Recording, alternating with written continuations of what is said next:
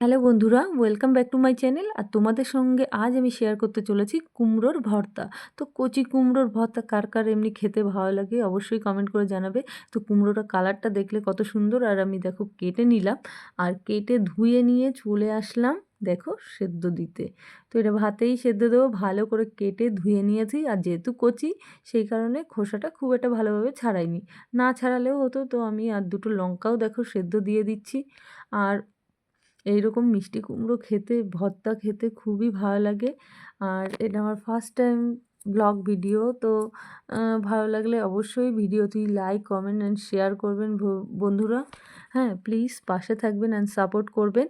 তো দেখুন, এই একটুখানি দেখে নিচ্ছি। তো ভাতটা প্রায় প্রায় হয়েই এসছে, আর কুমড়োটাও প্রায় সেদ্ধই হয়ে এসছে। তো আমার ভাতটা হয়ে গেলে নামিয়ে নেব এটা। তো আপনারা অবশ্যই প্লিজ সাপোর্ট করবেন।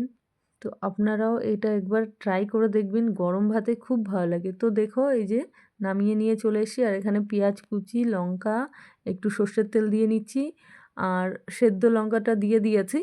আর এর সঙ্গে কাঁচা লঙ্কা একটা কুচিয়ে নিয়েছি। আর এখানে দেখো মাখা হচ্ছে।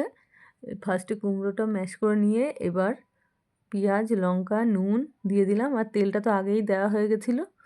তো এই যে আমার ভাতটা কমপ্লিট। তো বাই বাই বন্ধুরা।